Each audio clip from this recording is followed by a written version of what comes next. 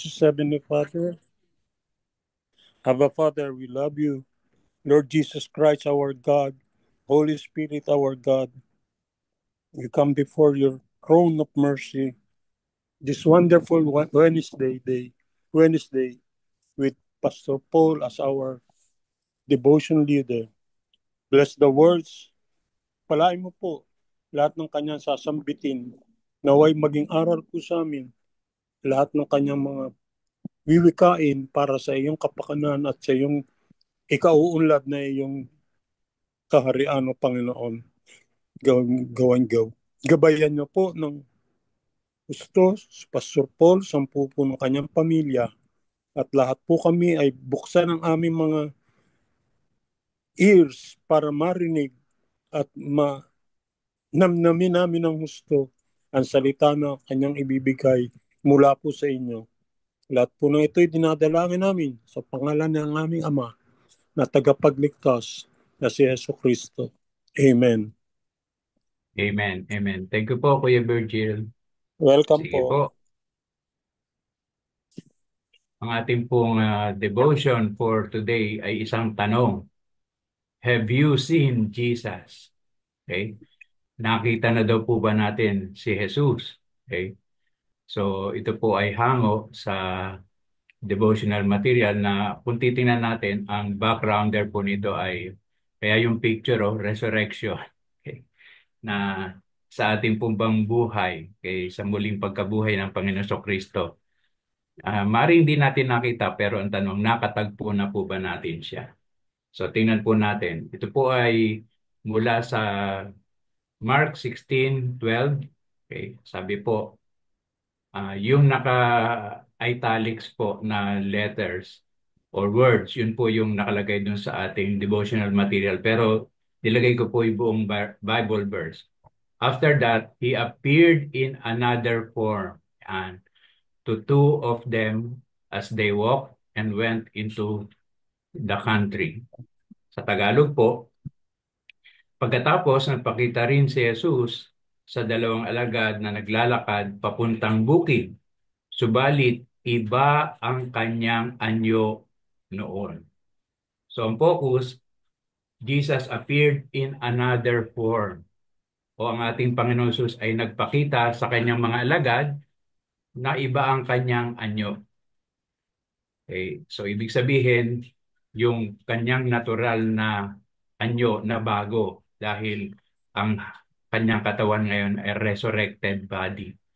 Okay? So tingnan natin ano ba ang mensahe ng mga talatang ito para sa atin ngayong araw po ng Miyerkules.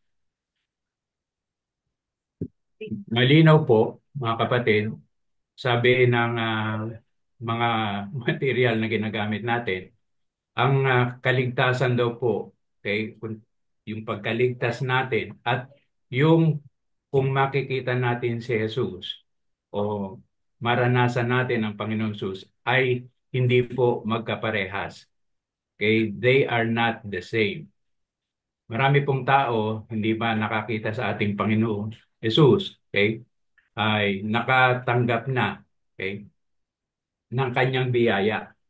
So alam naman natin, meron tayong tinatawag na prevenient grace na sa lahat ng tao ang biyaya ng Diyos ay laan.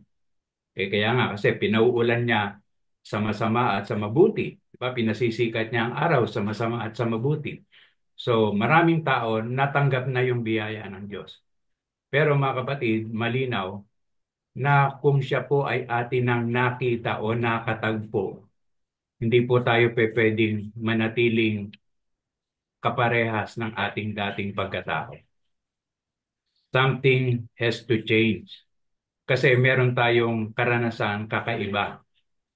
Nakatagpo natin, naranasan natin sa ating buhay ang Panginoong Hesus. Kaya yung sinasabi nga sa 1 Corinthians 5:17, if anyone is in Christ, he is a new creation. The old has passed, the new has come. Ang sino man daw kung nakipag-isa sa ating Panginoon Kristo, isa ng bagong nilalang. Wala na yung kanyang dating pagkatao, pawang bago na. So yan pong nais ipahiwatig nitong mga salitang ito sa atin. Okay?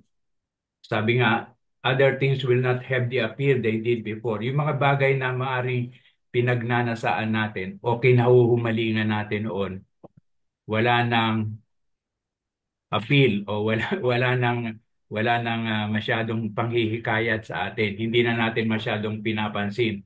Hindi na natin siya ginagawa. Kasi nga, hindi na tayo ang dating pagkatao. The same body, but in character, we have changed. May nabago sa atin. May nabago. So malinaw mga kapatid, nung binabasa ko to, kailangan kong i-highlight itong mga salitang ito. In-underline ko pa. Sabi, you should always recognize the difference between what you see Jesus to be and what He has done for you. So ibig sabihin, dapat daw, lagi nating nauunawaan, nakikita yung pagkakaiba kung ano o kung sino si Jesus para sa atin at kung ano yung ginawa niya sa atin. Okay? Ano ba ang pagkaunawa natin? Ano ba ang pagkakilala natin sa ating Panginoon? Ibang-iba daw po yun kung ano ang ginawa niya para sa atin. At yung salitang always, okay? Kaya in-underline ko eh. Sabi ko, malinaw to. You should always, ibig sabihin sa lahat ng oras, sa lahat ng pagkakataon, dapat nauunawaan natin, nakikita natin yung pagkakaiba kung sino ba ang Panginoong Hesus sa atin at kung ano yung ginawa niya para sa atin. Kasi ang sabi po, kung ang nakikita daw lang po natin ay yung ginawa niya sa atin, para bang hindi daw malaki ang ating Diyos. Your God is not big enough kung ang lagi lang natin nakikita yung ginawa niya para sa atin. So ang ibig sabihin nito mga kapatid, kailangan mas kilalanin pa natin kung sino si Jesus, kung sino ang Diyos para sa atin.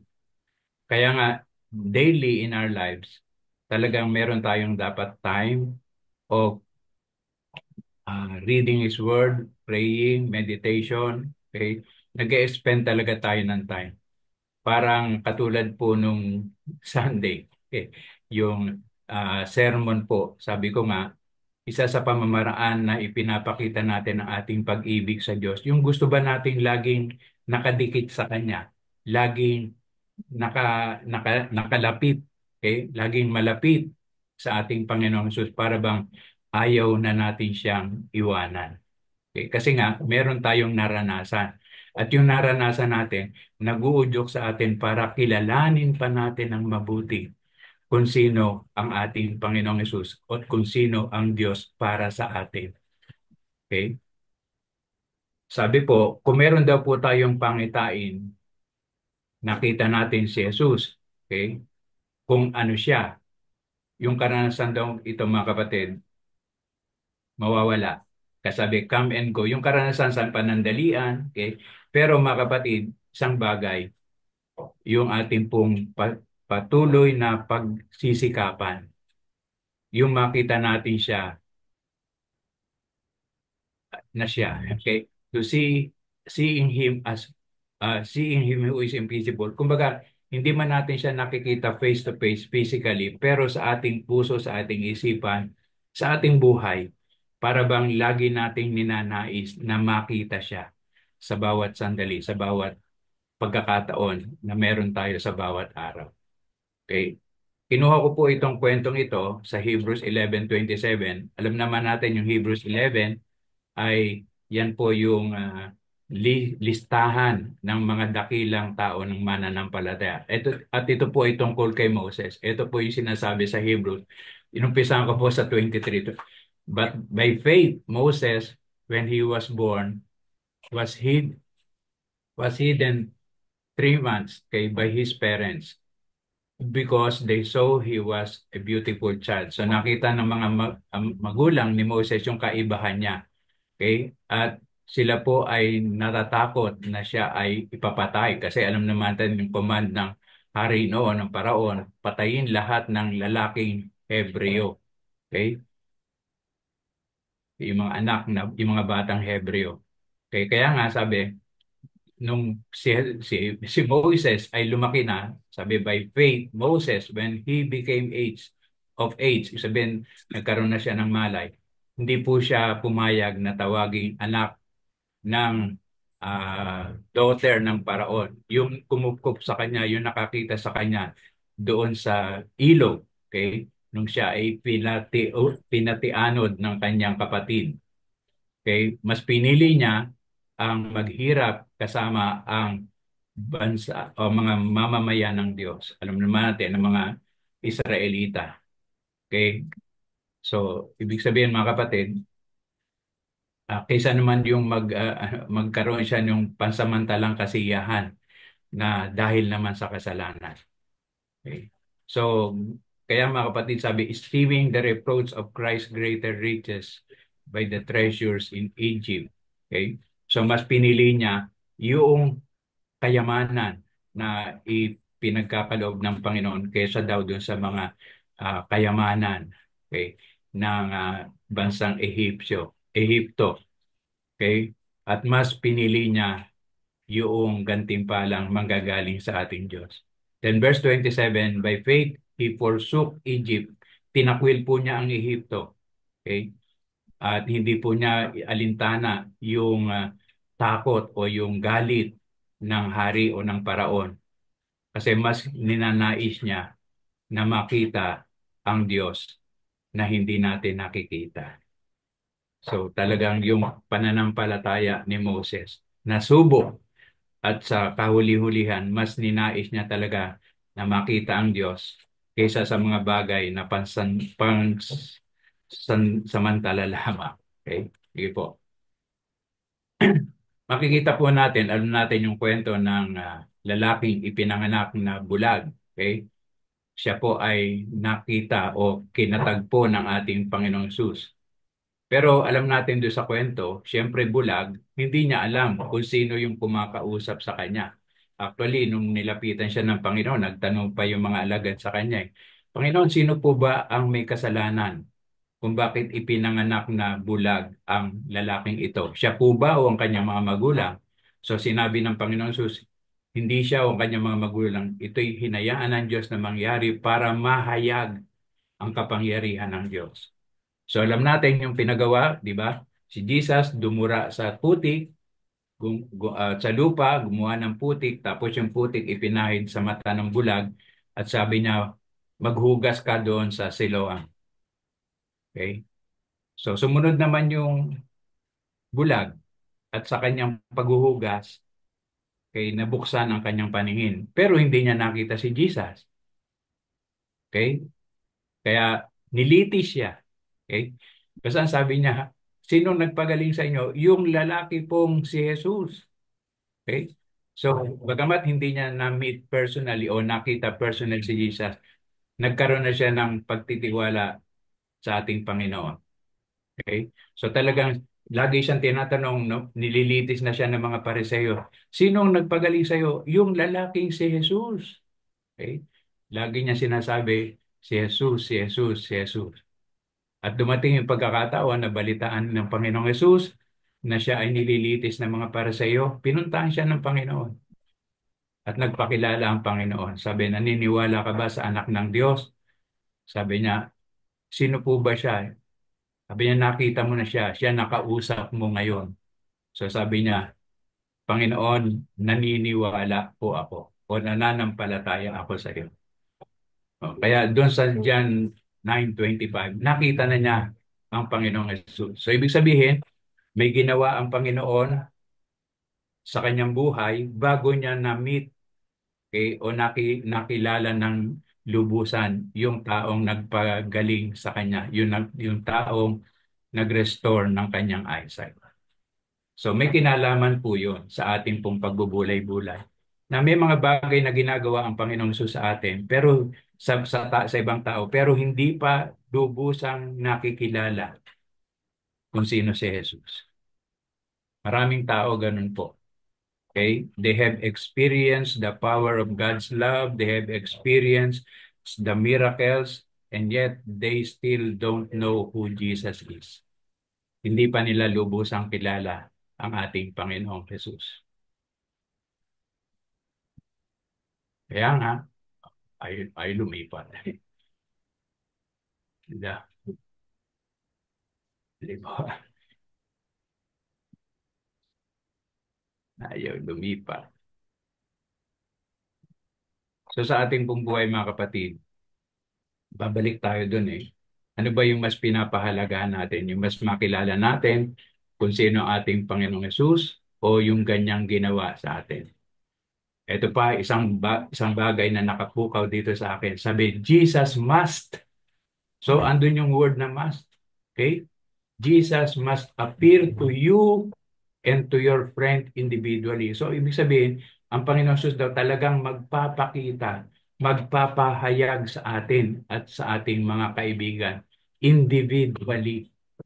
Ano ibig sabihin? Maaaring sa isang occasion, okay, sama-sama tayo, yung iba, nararamdaman, okay, nararanasan ang presensya ng Diyos, kinakausap ng Panginoon, pero yung iba, hindi. Okay, kasi nga, individual ang approach ng ating Panginoong Yesus para kausapin tayo at para magpakita o magpahayag sa atin. Sabi nga, no one can see Jesus with your eyes. So, hindi natin makikita ang Panginoong Yesus sa ating mga mata, ngunit sa ating puso, sa ating isipan, maranasan natin siya. Okay? And division takes place when one has seen Him and the other has not. So, kaya nagkakaroon ng pagtatalo-talo. Okay? Ano ibig sabihin? Kasi yung isa, maninindigan siya na nakita niya, naranasan niya ang Panginoon at yung karanasan niya sa Panginoon, binago siya at may paninindigan na siya. Samantalang yung iba, okay, hindi pa rin lubusang nararanasan ng Panginoon. Kaya madali silang nasusway, okay, sa pamimili.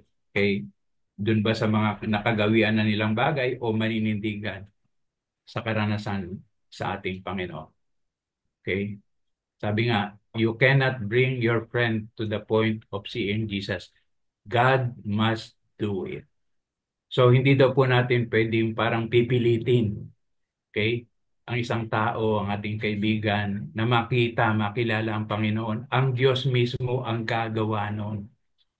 So, para sa akin, okay, sabi ko dito papasok yung ating intercessory prayer for our friend, for our loved ones who has not yet seen our Lord Jesus Christ, who has not yet experienced our Lord Jesus Christ, and God will do His part.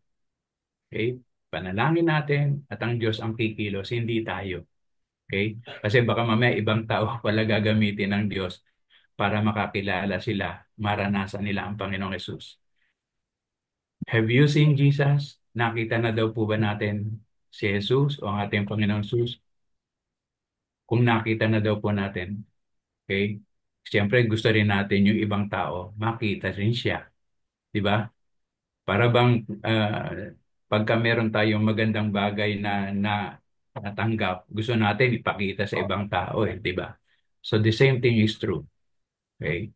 Kung nakita na daw natin ang ating Panginoong Hesus, naranasan na natin siya, nasa ating buhay na siya, okay? Gusto rin natin ng iba maranasan yung naranasan natin. And sabi, and then when they went out and told it to the rest, but they did not believe them either. So yung continuation ng ating verse, kasi di ba dun sa Mark 16:12, okay, nagpakita ang ating Panginoong Hesus in another form sa dalawang alagad. So pag uwi ng mga alagad, ito yung continuation. They went and told it to the rest na nakita nila, nakasama nila ang Panginoong Hesus na muling nabuhay. Okay? Yung account po, yung account pong yan ay yung paglakad ng dalawang alagad sa daang Emmaus. Yung Emmaus walk yan. Okay? So, pag-uwi nila, pagdating nila doon sa bahay kasama mga alagad, sinabi niya, nakita ang Panginoon. Pero ano sabi? They did not believe them either. Bakit may either? Kasi may nauna na pong nagpahayag na sabi niya, nakita ko ang Panginoong Susino, si Mary Magdalene. Si Mary, at yung mga kasama niyang babae, sila yung unang nagbalita na nakita namin ng Panginoon buhay. Kasi nung nagpunta sila sa libingan, wala na ang Panginoong Yesus, di ba? Tapos merong nagpakitang anghel, tapos sa isang instance, si Mary naman, akala niya yung hardinero, yung kausap niya, yung pala si Jesus na. So they have seen Jesus, and yet the others did not believe. Parang si Doubting Thomas, di ba? Kaya nagpakita ang Panginoon kasama yung ibang alagad, pero wala si Tomas.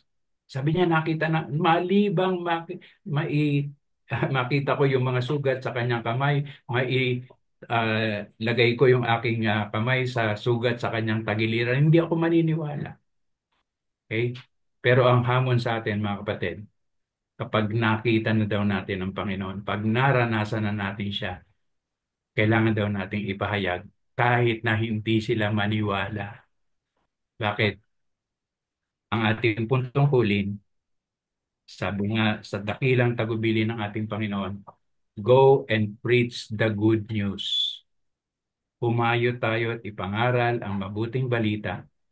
Ang ating Panginoong Sus ay muling nabuhay. Ang ating Panginoong Sus ang tanging daan ng ating kaligtasan. At siya ang patuloy na Diyos na buhay ngayon at magpakailanman. So mga kapatid, ito yung hamon sa atin. Yung naging karanasan natin, kailangan nating ikwento. Kailangan nating ipahayag sa iba upang sila man makatanggap ng balita. Ngayon, hindi na natin cargo yun o hindi na natin pananagutan yun kung tatanggapin nila yung inaalok natin, yung sinasabi natin o hindi. Ang mahalaga na ipahayag natin sa kanila na minsan sa ating buhay, naranasan natin ang ating Panginoong Hesus at ang kanyang buhay o ang ating mga buhay ay binago simula nang makasama natin ang Panginoong Hesus sa ating mga buhay. Kaya purihin ang Panginoon. Kapatid, ito po ay isang awit. Hindi ko lang alam kung sino author. Sabi, oh, could I tell, you surely would believe it.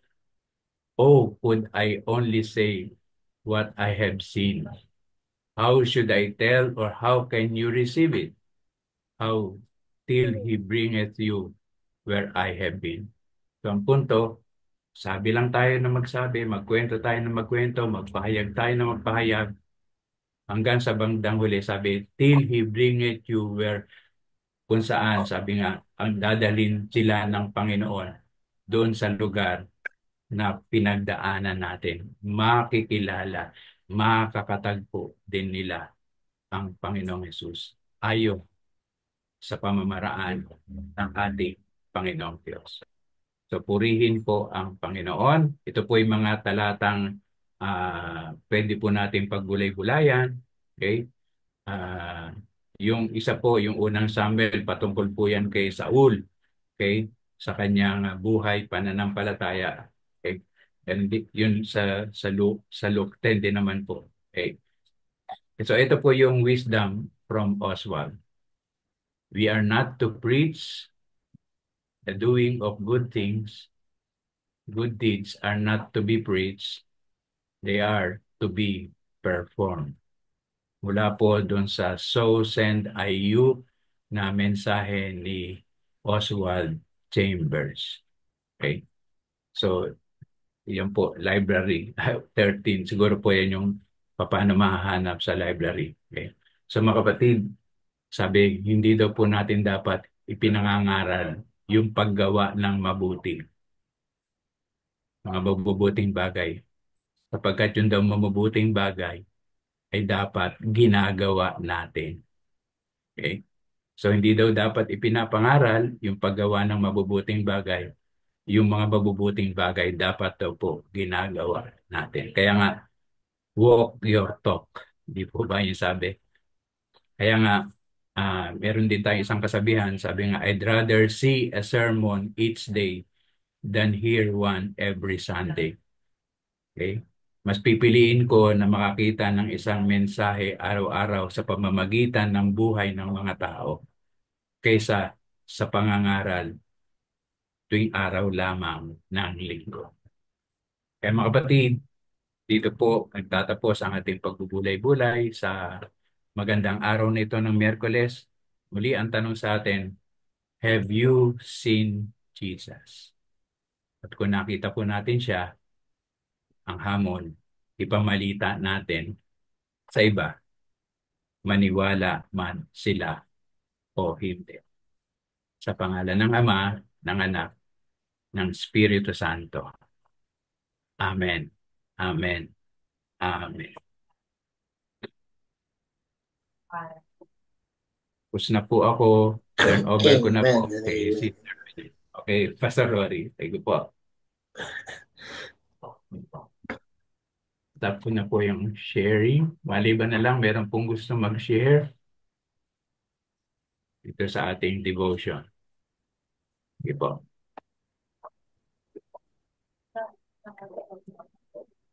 Sige po, mga kapatid. Maraming pong salamat, Pastor Paul, sa iyo pong pangunguna sa araw pong ito. At salamat din po, Ate Finet, sa patuloy mong pagbubukas sa ating pong Zoom link kung saan tayo laging kakasama upang magpanalangin at ipanalangin ang mga kailangan nating idulog sa ating Panginoon. Salamat po sapagkat sa araw ito,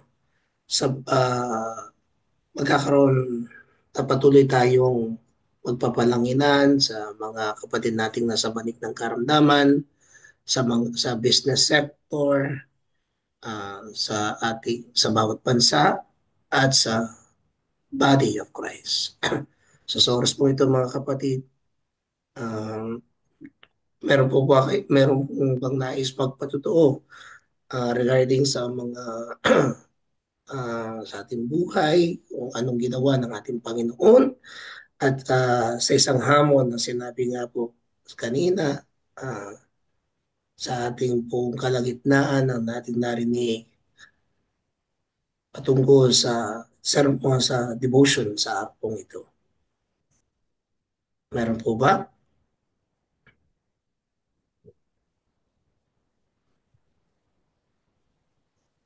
Okay. Kung wala ay iano ko lang po yung isang praise report regarding po kay kapatid na Helen Espiritu.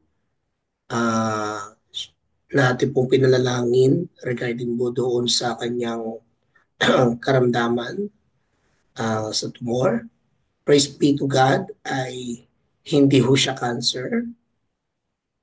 Ito po ay pinsan ni Ate Gina na taga ho rito natin pong kasama sa daybreak noon. At sa post pong ito, mga kapatid, salamat po talaga sa ating pong mga panalangin. Noong una ay akala nila ito ay may cancer, but thanks be to God, through the prayers and through our faith, hindi ho siya tumor. Ngayon, ang kakailangan po daw gawin ay tatanggalin yung nakitang bukol.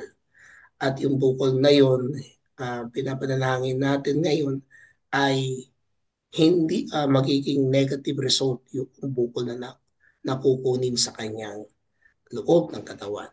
So, kaya salamat at patuloy tayong mag-intercede po sa kanya na yung kukunin na yun ay negative result. That means it will not affect sa kanyang pangangatawang physical. So, praise be God. So, sa oras po ito mga kapatid, patuloy po tayo po sa panananginan. At ating pong pananangin sa oras po ito, ang bawat mga kapatid natin nasa banig ng karamdaman. Okay. So let us have a moment, and before we continue to pray, can we all unmute? Tayo pong lahat po ay mag-unmute mga kapatid, at tayo po ay magpasalamat muna sa Panginoon Purihin natin siya, sambahin natin siya, ibigay natin ang lahat ng kapurihan sa kanyang dakilang pangalan. Let us all unmute. Kami po ay patuloy na nagpupuri, nagpapasalamat sa inyo, O Diyos na buhay, Yes, banal Lord. sa We iyong give you all the praise, glory, and honor. sa aming Our buhay. Father Ikaw God, ang Diyos Jesus na Christ, hindi our Savior, nagbabago.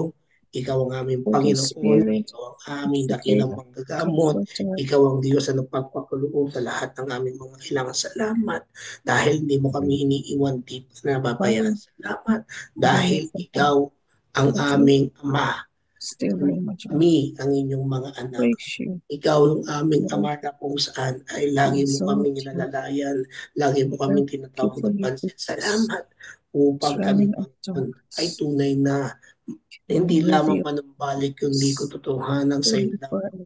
Pupuri, dadakila, kikilanin ang iyong dakilang pangalan.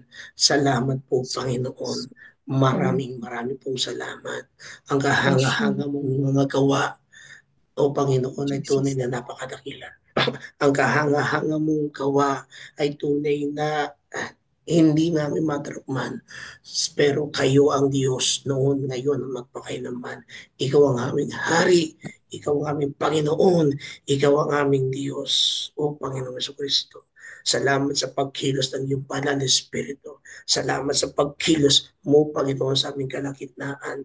Panginoon, kanina kami nandito po sa bandang Europe o banda po sa UK, O Diyos, o sa mampanig po ng mundo, Panginoon, ay kami ay inyong kinagabayan, pinipigyan ng panibagong buhay. Maraming pong salamat. Salamat. O Diyos na buhay at banal. Pinupuri ka namin, dinadakila at sinasamba. Hallelujah. Hallelujah.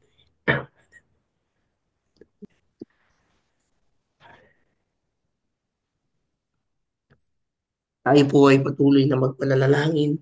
Panalangin po natin ang mga kapatid po natin sa nasa banig ng karamdaman. Ipagpasalamat natin sa Panginoon ang kagalingan na kanyang gagawin sa pangangatawan ng pisikal, kagaya po ni tatay ni Ate Mirna. Ang pangalan po ay Orlando, na siya po yung nakalabas ng hospital, pero yung kinuha sa kanyang katawan o sa kanyang yung kulon ay tunay na magkakaroon ng negative result in Jesus' name. No? So let us begin in prayer. Let us all unmute and bless the heavens. Because when we are blessed the heavens in our prayers with faith and trust in God, miracles has happened because we believe in Him. We believe in the work of the Holy Spirit. Let's begin in prayer and let us all unmute. Hallelujah, Lord God. Panginoon, dinadakila. Yes, Lord, Father God, we declare you are Jehovah. You are the God who cures. Na ang cancer ay mawawala. Salamat ang tumor ay matutunan. Salamat, O Diyos, sapagkat kayo ang magbibigay ng kalakasan sa kanilang pangangagawang pisikal. Kayo, Panginoon, ang tunay na magbibigay sa kanilang mga pangangailangan. Lord, ano man yung nararamdaman na ay emotion, but because of their situation, Lord God, we speak for healing right now in Jesus' name. We speak for peace right now. We speak, Lord God, for healing upon all those who are sick. So our prayer list, O God, at yung mga iba na kasama sa aming prayer. So there are negative results, Panginoon, for those who are waiting for results, whether it be sa kanilang kayo ang tunay na dakilang manggagawa. Hallelujah. Procedures na pinagdaanan. We declare, Panginoon, yung mga operasyon na mangyayari ko, Panginoon, may mga operasyon na nangyari na may kinuha sa kanilang Panginoon. Everything, Lord God, will be negative in Jesus. And this, Panginoon, babalik kanilang lakas. Kasi nasakit pa po namin. The next time around, Panginoon, test sila, Panginoon, na magiging result ay normal na po nila. In Jesus' name, we pray. Salamat, Panginoon. You are our God who can do the impossible. Thank you, in Jesus' name. Amen. Thank you, mga kapatid. Mga kapatid, nandito po tayo ngayon sa sektor po ng business. Alam po natin, nakita po natin yung announcement po yan ng presidente po ng Amerika ng Estados Unidos. At ngayon po ay nagdeklara siya ng pagtaas ng mga tariffs. At ito pong mga tariffs na to o yung mga tax, mga per porsyento sa bawat mga industriya, kung nakikita po ninyo ito, at apektado po ang mga business sector because sila po yung nakikipag-ugnayan sa bawat bansa kung yung mga pinagpapadalan po nila ng mga produktos, kagaya po ng gamot, kagaya po ng mga sasakyan, kagaya po ng mga ibang mga pagkain. Iyan ay umiikot sa ating sosyedad, sa ating pong bansa sapagkat sila nag-aangkat at sila po naman po ay nagpapadala. Sapagkat sa pamamagitan po niyan ay nagkakaroon ngayon ng usapin sa buong mundo. Lalo na ho sa ating pong Pilipinas, itinaas po yung porsyento na dati po ay napakababa, ngayon ay nasa 17% sa bawat produktong ipapadala. So ano na naman mangyayari yan? Magkakaroon na naman po ng pagtaas ng bawat mga bilihin, pagtaas ng bawat ano. Kaya panalangin po natin ang business sector na sa bawat industriya ay tunay na magkaroon ng lalo ng pagbubuo ng mayroong pananampalataya po sa Panginoon, especially in this kind of situation. Kaya nga po, yung ating prayer focus ngayon in the business sector to behold their faith in God, and especially yung ginagawa po ng presidente ng Amerika sa bawat bansa sapagkat sila po ay nagpo-produce ng bawat mga materials sa bawat po bansa dito sa Europe, sa UK, o sa Britain, ganun din po sa Asia at sa iba pa po mga bansa. At sila naman ngayon na magpapadala pero kakaroon sila ngayon ng mga kaguluhan dahil sa pagtaas ng porsyento na dati pong mababa lang, ngayon po ay tumataas. And then yung dating pagsuporta ng Amerika sa bawat bansa ay meron siyang binawasan, tinanggalan.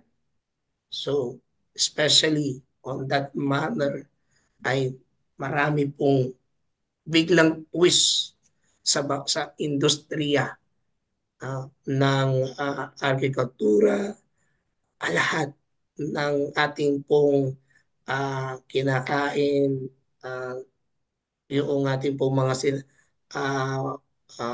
sa kinakain, mga material na bagay. When I said material po, yung katulad po ng mga bakal, mga metal, everything. Because as a Christians, we have to be more knowledgeable regarding sa nangyayari po sa ating pong kapaligiran. Kagaya po ng ating narinig po kanina, we speak what we are being talking for.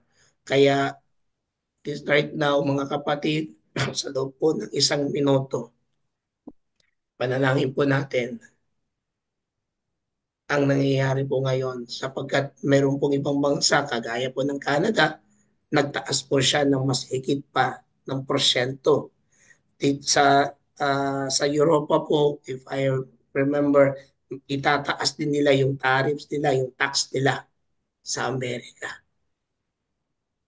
Pero dito po sa Union European ay ginagawa nila yung pamamaraan upang proteksyonan ang bawat bansa at nagkakaisa sila kung ano yung kanilang gagawin na counterflow sa ginawa po ng Amerika.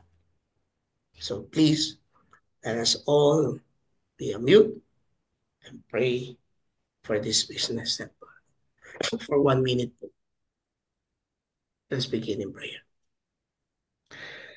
Amang Diyos na makapangyarihan sa lahat, kami po ay lumalapit po sa inyo.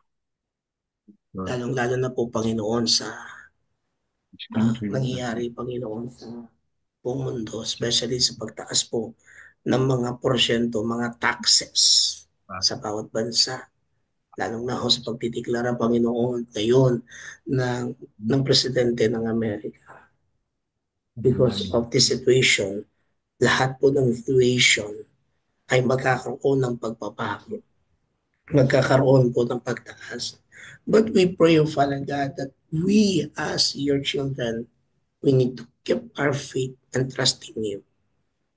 At bigyan mo rin ng karunungan, Panginoon, ang bawat mga business sector, ang bawat mga negosyante, sa industriya, sa bawat komersyo, sa bawat mga negosyante ito, Panginoon, ay tunay na magkaroon. O Diyos, bigyan mo sila ng karunungan upang ma-stabilize nila ang galaw ng industriya, ang galaw ng komersyo, ang galaw, Panginoon, ng bawat mga pangangailangan ng inyong mga anak. Salamat po, Panginoon. And we rebuke, Lord God, the work of the enemy. We rebuke, Lord God, the greediness. But we pray, Father God, keep the faith, the love, and trusting you. Especially, Lord God, yung pong mga nagpupundar pa lamang ng mga negosyo. At kung ganito na yung kataas ang mga tariffs o yung mga porsyentong pinapataw nila kada produkto, we ask, Father God, to give them, Lord God, to stand firm in their faith, to stand firm in your word, at hindi sila, Panginoon, mauuga pagkos maniniwala sila sa inyo na kayo ang Diyos at magkakaloob nito, Panginoon, sa bawat mga negosyo, maliit man o malaki man, sa industriya, sa farming, ganun din, Panginoon, sa mga poultries, sa mga industriya, Panginoon, ng metal. We ask, Father God, make your ways. Because yes, Lord God, we are living now for the ends of the days. But we pray, Father God, that faith that we have, the faith that you gave us, we will have stand because we trust in you. In Jesus' name we pray. Amen. Next, pwede ko ba mahilingan pong mag-pray po rito? Pastor Paul, pwede po ba kayo mag-pray regarding po sa ating nations? Especially po sa nangyayari po sa ating bansa. There is a political crisis at yung pong ginagawa po ng China na patuloy na pang-momolesteho sa ating pong soberanya, ang Israel, ang Ukraine, ang Africa. Kayo na po, Pastor, and then we will agree on you. At pakiusapan ko na rin po si Ate Frinet sa iglesia po at sa ating pong body of Christ. Mamaya po, after po ni Pastor Paul. Maraming pong salamat. Sige po, tayo po'y manalangin. Ama, patuloy namin kinikilala na kayo ang Diyos na makapangyarihan. Kayo ang Diyos na may akda ng lahat ng bansa. At kayo ang naglagay ng mga namumuno ng mga bansang ito. Sila man ay popular o hindi, hinayaan po ninyo na sila po'y mamuno, hindi para pahirapan ang mga bansa, kundi para makita rin naman namin, Ama, na mayroong isang mas mataas na tagapamumuno na dapat po namin kilalanin upang sa ganoon magkaroon po ng kaayusan sa mundong ito. At yun ay walang iba kundi ikaw. Kaya nga po, Ama, sa inyo po kami dumudulog sapagkat sabi rin po ng iyong salita, ask of me of the nations and I will give them to you as an inheritance. Kaya Ama, bilang mga anak mo, kami po ang naninikluhod, kami ang namamagitan para magkaroon po ng kaayusan ang mundong ito. Although we still believe, Father God, in your words also na sinasabi ng Panginoong Yesus doon sa Matthew 24 na magkakarinig po kami ng mga balita, ng mga digmaan, ng mga kaguluhan, ng mga kalamidad bilang tanda na malapit na po ang iyong pagdating. And so Father, it is our prayer na yung perfect will po ninyo mangyari sa kabila po ng mga kaguluhang ito. And we do believe, Father God, ito pong kaguluhang ito na nararanasan namin, mga banta ng problema, Father God, ay kapahayagan na pinupukaw po ninyo ang puso't isipan ng inyong iglesia para gumising at ipangaral ang magandang balita sa buong sanlibutan. Sabi rin po yan ng iyong salita, and this gospel of the kingdom will be preached throughout the world and then the end will come. So magkakalakip-lakip po yun, Ama, ang kaguluhang nararanasan sa mga bansa at ang pangangaral ng iyong salita, ang magandang balita na iyong kaharian para ihanda ang muling pagbabalik ng Panginoong Hesukristo. So Father, it is our prayer. Lord, ipaunawa po ninyo sa inyong iglesia kung ano ang kanilang tungkulin, kung bakit nangyayari ang mga bagay na ito. Even as we pray, Lord, for the political leaders, Lord, alam namin sila yung mga leader sa politics at alam namin, Lord, ang politika minsan madumi, kinakasangkapan ng kaaway para guluhin ang buhay ng maraming tao. Kaya ito pong mga bagay na nangyayari, Lord, sa Israel, yung sa Ukraine, Father God, even dito po sa amin sa Pilipinas, dahil sa pambubuli ng China, Father God, you are allowing these things, Lord, to happen para gisingin, to awaken your church na patuloy na manindigan sa katotohanan ng iyong salita. Kami nga po yung inatasan ninyo, Ama, na if my people who are called by my name shall humble themselves and pray and seek your face and turn from your wicked ways, then you will hear from heaven. Kaya nandito po kami namamagitan sa pananalangin sapagkat alam namin kami po ang iyong diringgin sapagkat kami po ang inyong eklesiya, ang legislative body nyo dito sa lupa. Na kung ano po yung aming idideklara, kung ano yung aming sasabihin ay mangyayari kung lahat ng ito ay ayon sa inyong kalooban. Kaya sa inyo po namin tinatagubilin lahat ng kaganapang ito at hayaan po ninyo, Ama, na magkalakip-lakip ang aming mga panalangin para matupad ang inyong kalooban dyan sa langit para sa aming mga buhay dito sa lupa. Upang sa ganoon sa lahat po na inyong gagawin, patuloy kayong mapapupurihan at mapararangalan. Ama, ito po ang aming panalangin sa pangalan ng iyong anak na si Jesucristo kasama po iyong banal na Espiritu para po sa inyong kapurihan at karangalan ngayon at magpakailanman. Amen. Amen. Amen. And amen. Amen. Amen. Hallelujah. Hallelujah.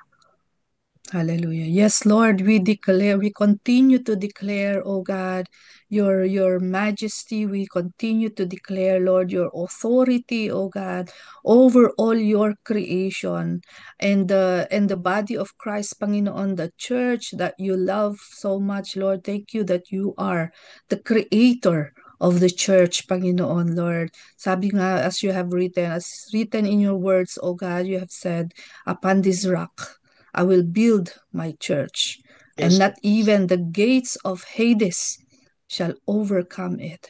And so, Lord, that is what we proclaim and we declare, Panginoon, that we are your body, O Christ. We belong, Panginoon, to the family of your church, to the family of Jesus, to the family of faith, Panginoon. Maraming salamat, Lord, because you continue to be the head, Panginoon, of your church. You're still very much in control, Panginoon.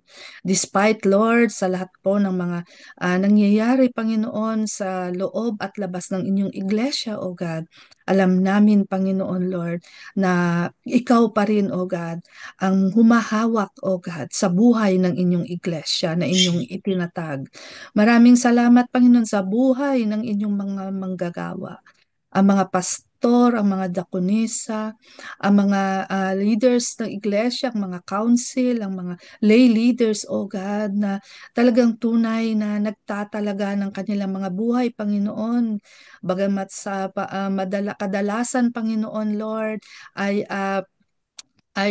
maraming mga pag-uusig, O God, na kanilang kinakaharap, maraming mga pagsubok, O God, na kanilang nararanasan.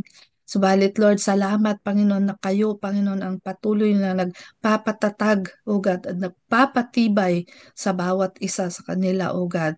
And your body of Christ, O God, bawat isang miyembro ng inyong iglesia, kasama po kami lahat doon, Lord, na tinawag mo, Panginoon. Sabi mo sa inyong mga salita, O God, you did not choose me, but I have chosen you. Kayo, Panginoon, ang pumili. Kayo ang tumawag. And thank you, Panginoon, for enabling us by the power of your Holy Spirit in us to answer that call, to say yes, Panginoon, at talagang yung paglilingkod, Panginoon, a life of service, O God, that you are continuously enabling us, Panginoon, to be able to do, Lord, what you have commanded us to do, and that is to reach out to unbelievers, to reach out, Panginoon, to other people, O God, na hindi lamang, O God, yung sabihin sa kanila in words, but also, Lord, to live it out. Pakita, Panginoon, sa buhay namin sa araw-araw, Panginoon, na mayroon nga kaming Kristo sa buhay namin, that we have seen Jesus, that we have experienced and encountered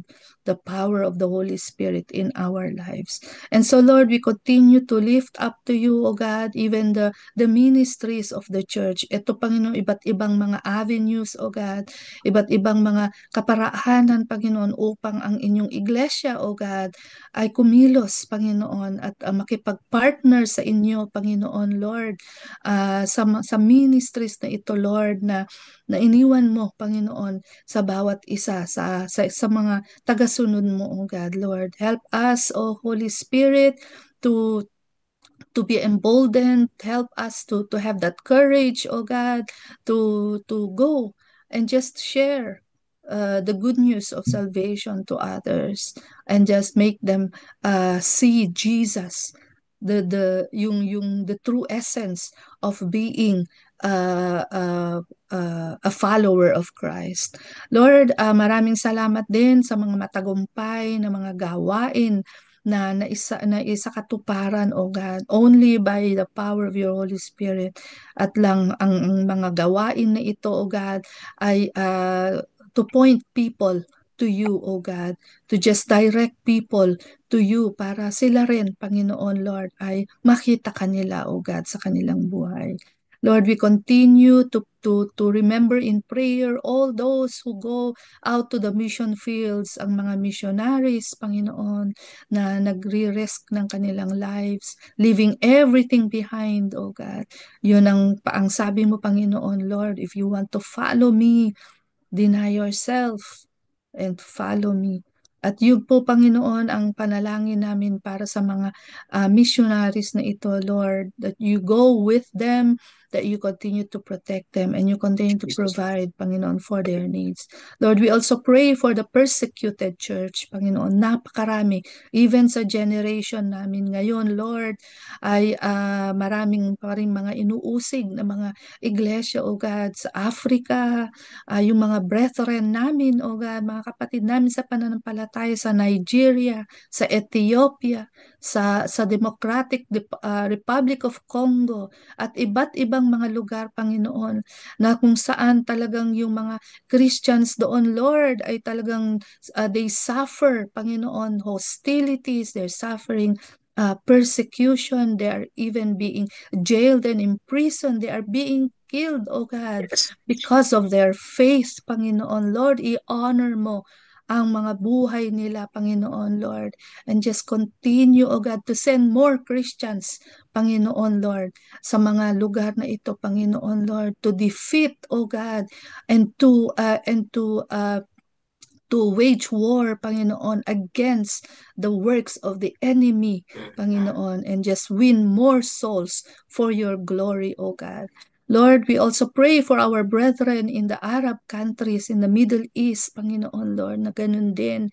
They are being deprived, they are being taken, their freedom is being taken away from them, Panginoon, Lord, upang i-exercise nila ang kanilang faith, ang kanilang pag-worship sa inyo, Panginoon, Lord. Be with them, Panginoon, encourage them. Continue to give them hope, O God. And continue, Panginoon, to use them, O God, so that yung mga taong, Panginoon, na nakapaligid sa kanila, O God, na walang pananampalataya sa inyo ay mabuksan, O God, ang kanilang mga paningin, ang kanilang mga puso, Panginoon, sa tunay na nag-iisang Diyos na aming sinasamba. So Lord, maraming salamat. We continue to entrust everything to you, Yes. Lord, even the ministry of Daybreak, global and international, oh God. That yung mga prayer intercessors mo, Panginoon, Lord, to continue, oh God, to truly invest time, Panginoon, Lord, and see how you are working miraculously and powerfully sa Jesus. pamamagitan ng mga pagsasama-sama namin sa panalanginan at sa pagpapalakas namin sa bawat isa. In Jesus' name we pray. Amen. Amen. Amen and amen. Sige po, meron po ba tayong pong mga kapatid ngayon nagdiriwang ng kanilang kapanganakan o anibersaryo o church anniversary? So, wala po. Pastor Paul, pwede po ba kayong mag-closing prayer and for the benediction? Thank you po, Pastor. Sige po, tayo po ay patuloy na dumulog sa ating Panginoong Diyos. Father, we continue to thank you for another day na binigay mo sa amin. Para minsan pa'y mapaalalahanan nyo kami sa inyong mga salita sa aming devotion. Na tunay po, Ama, na hindi po natatapos ang aming paglilingkod sa inyo o ang aming karanasan sa inyo dahil nakatagpo namin kayo. Bagos, ito po'y magpapatuloy sa pamamagitan po ng aming pagpapahayag ng inyong kabutihan, ng inyong pag-ibig sa bawat isa sa amin, sa ibang taong nangangailangan din ng ganoong karanasan.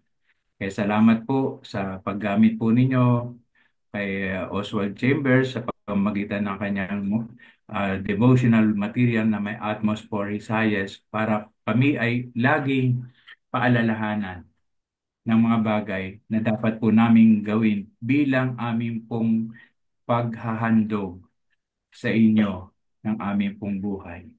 Kaya salamat po at hayaan po ninyo na ang bawat isa sa amin manatiling tumutupad sa inyong kalooban sa aming mga buhay dito sa lupa upang sa aming pong buhay na pararangalan kayo at kami rin naman po'y nakikilala ng mga tao, mga anak po ninyo.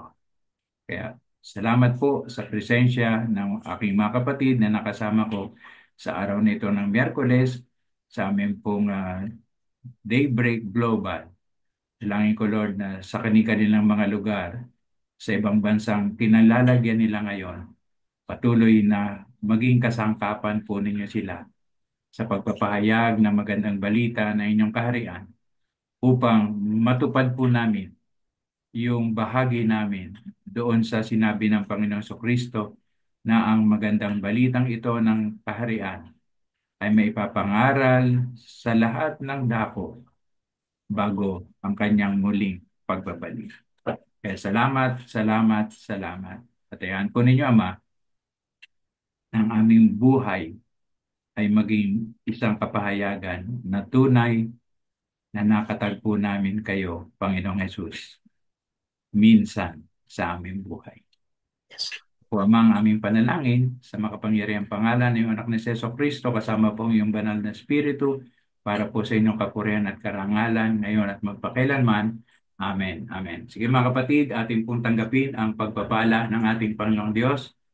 Ang Diyos na siyang pag-ibig, ang Diyos na siyang bukal ng ating kapayapaan at pag-asa, ang patuloy at patuloy na magbigay sa atin ng kagalakan habang tinutupad natin ang ating tungkulin, ipahayag ang mga naging karanasan natin sa pakikipagniig sa Panginoong Jesucristo upang sa ganon marami pang tao ang maakay sa kanyang kaharian. Ang siyang laging sumaatin ngayon at magpakailanman. Amen, amen, amen. And mga kapatid, Amen. session Amen. I declare Amen. number 6, 24 to 26. The Lord bless Lord The bless Lord you bless you and and keep keep you. you. The The Lord Lord make make his his face face shine shine upon upon you you and be gracious unto you. Lift up The his Lord The countenance Lord upon keep his countenance countenance upon upon you peace, and and give give the you shalom of God. peace. Nothing lacking, nothing missing, nothing broken. We have great favor, great wealth from the Lord. Amen, amen, Amen. amen. Amen and amen. Blessed Wednesday, everyone. Amen. Maraming Thank Thank you, you. salamat, Thank you, Pastor Pastor Paul. Paul.